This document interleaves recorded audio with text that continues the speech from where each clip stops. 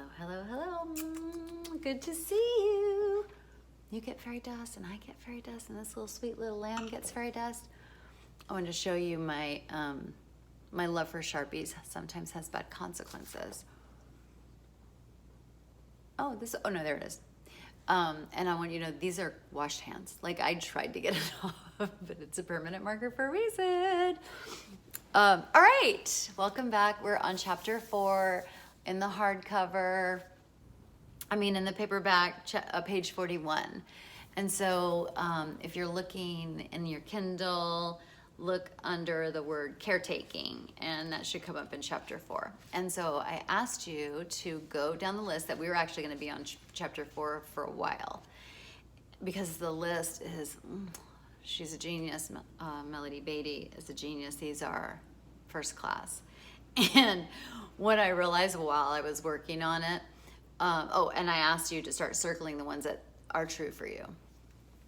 And what I realized when I was working on it, I'm like, there's a lot to talk about here just under caretaking. So I don't know how many we'll get to. So I'll start and then I'll tell you what the next thing I want you to do is. So we were to circle how many of the caretakings were true for us, and excuse, what the fuck? Like, it's a disaster area. And the good news for me is that I've healed all of these to varying degrees. And don't forget, all I could think about during this whole thing was caretaking is our fawn trauma to our fawn response to trauma. And so as you're going through this, you are, would you beat this little sweet baby up? Would you? No, this is not for beating up. This is how we heal. And if you're going to beat yourself up for any of this stuff, you're actually like punishing yourself for healing, and that's not a great look. Would you beat this little baby up? None of this is your fault. None of this is your fault. And not in the cheesy way that therapists say, but it truly, this is wired in our brains. Like it has nothing to do with us. If we had our druthers, don't you think we would have chosen something different? But we didn't have a choice. So this is where we land. So I'm going to get started talking about each one of these, and we'll see. I'm not going to let, we'll see. I'll let it go between 10 and 12 minutes. All right. Number 1. Think they're not numbered, but bullet point 1 is think and feel responsible for other people's feelings, thoughts, actions, choices, wants, needs, well-being, lack of well-being, and ultimate destiny. Okay, I don't know what that last part is, but ding, ding, ding, ding, ding, ding, ding. Yes, feel very responsible. And again, we need to hurt all the time. Can she just sit on my shoulder? Like, can she just hang out here with me while we're talking about this? Can she just? No. Okay, I don't want her to fall. I don't want her to break her because she's already been through so much. We were programmed to do this. One of the ways that one of my therapists said it to me was that I felt like I was responsible for the emotional life of other people, and that's what codependency is, and that's what being a fawn is. And so that's what we want to tell the fawn, like, no, sweetheart, that you don't have to do that anymore. And that's what you say to yourself, no, sweetheart, you don't have to do that anymore. We're not responsible, and we never were. And I'm going to tell you one of my secrets to how I healed, and that is to really understand on a deep level. The fawn in me was so hard to convince that I felt like healing this was a betrayal to my family. I felt like healing my fawn needs was gonna, that it wasn't right. It wasn't moral. I truly felt a moral, moral responsibility to be a fawn. And so do you. If you're watching this, you get it. But the thing that really changed me, I don't think I would have ever stopped, because I would have always believed, it would have been my deepest held belief that this is who I am, this is what's supposed to happen. I'm being mean and cruel if I'm not responsible for other people's. So the only thing that made me heal was to have an understanding, to have a sober clarity, to know that by me being responsible for other people's well-being and how they're thinking and feeling and the consequences of their life that they're experiencing was abusive. Turns out the fawn is triggered, the fawn response is triggered, and we feel the need and the responsibility to take care of other people. But to do that is actually a cruel thing to do, because you're taking away the problem-solving mechanism in that person. And that's not great. They need that. And we have to stop taking it away from there. And thinking I was doing something bad, that's the only way you're gonna convince the fawn to stop. Because now the fawn knows, the fawn in me knows, the wounded inner child in me knows that, not that I was never responsible, but that it's a higher calling. I'm actually doing the duty. I'm kind of, that I have to believe that taking care of myself and healing my codependency is the thing that's actually better for the people I love. Because I'm never going to not be a fawn. And fawn-like tendencies, I'm an INFJ, like, are part of who I am. So I have to figure out where's the fawn and where's me. But I'm always gonna love thy neighbor. But now I don't have to love my neighbor more than I love me.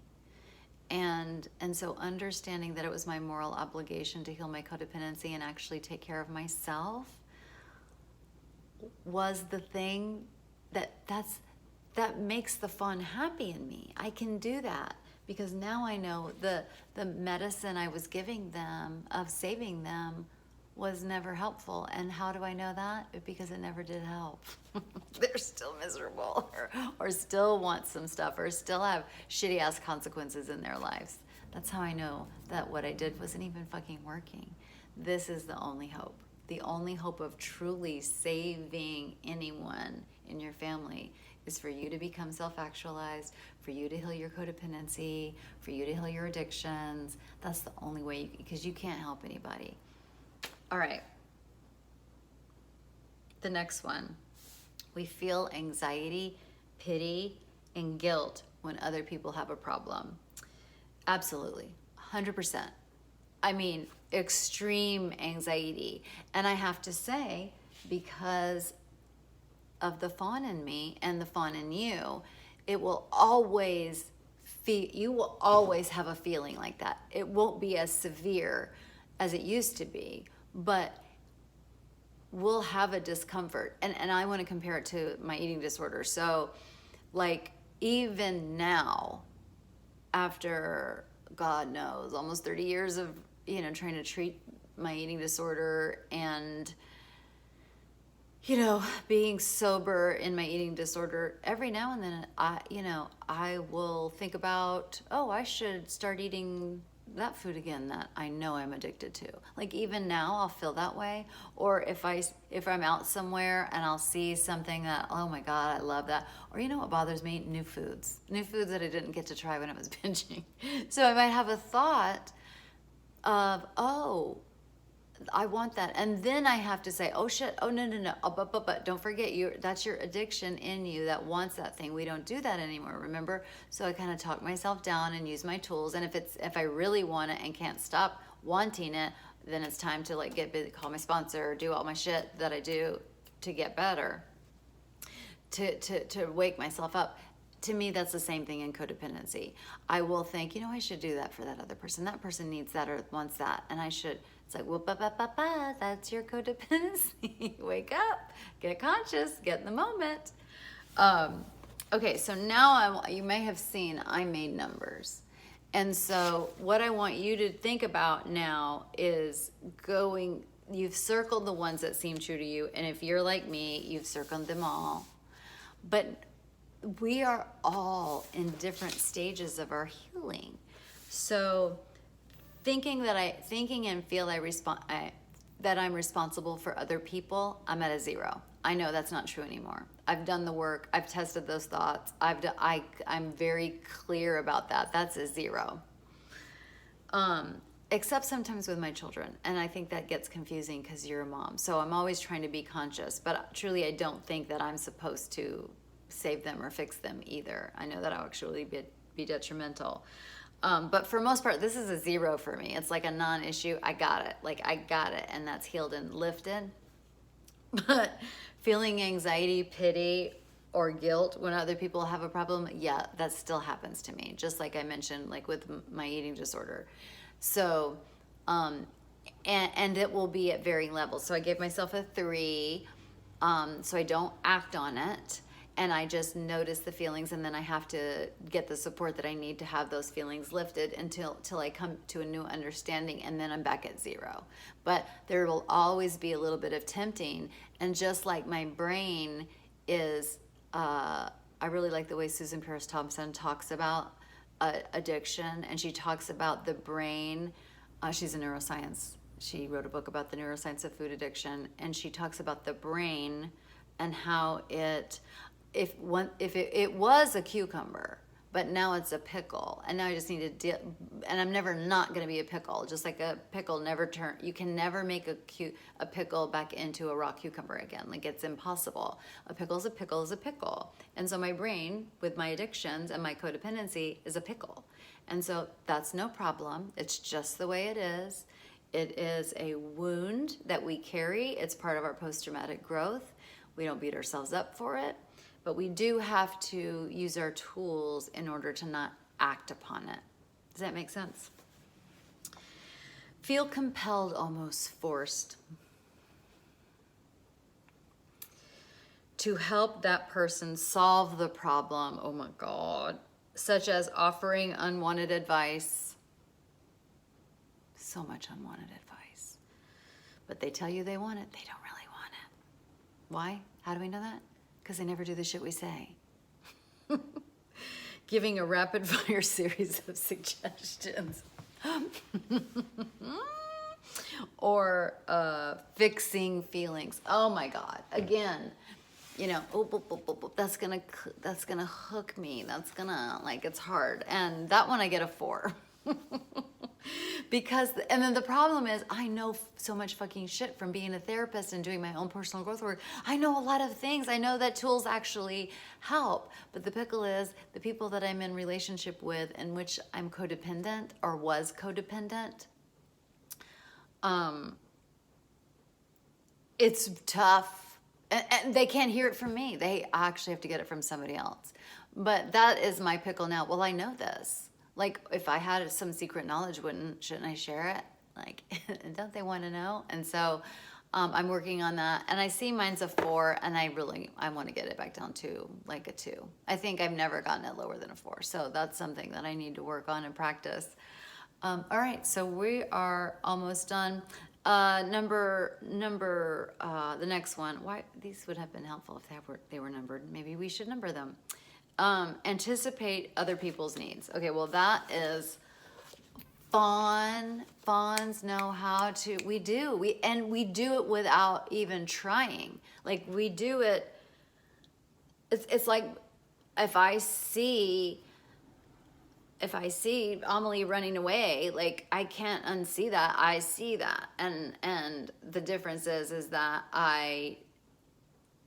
Amelie running away isn't a good example, but I would see that. Okay, those of us who have been groomed to be fawns, and those of us who are naturally intuitive and feeling and empathetic, like we see shit that other people don't see. So I gave myself a 6 on this. And I didn't really know how to number that one, because again, I don't think that's a bad thing. I know how to do it. I know how to do it. And I also know how to do it to manipulate. Like I know how to, I would know how to, like, oh, I can see their need. They don't even see it. If I help them, then I'll get points. Or if I do this, then then we'll be okay. We'll be safe. So, I don't think I'm ever not going to be good at that. And I don't think any of us who are fawns are ever going to be good at that. If we can see, we can see. And so the trick and how we heal is that we do not act on it. And that's pretty tough. But we do not act on it. Again, not because, we're not going to act on it anymore. We're not going to be codependent, so I'm not going to help you out.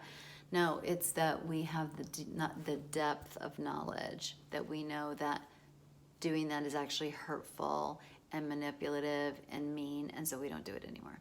All right, so your job now is to go back through and number them on a scale of 1 to 10, or 0 to 10, 10 being, oh shit, I got this one bad. So you do that with the caretaking. And I will meet you back here next week. Love you. Bye.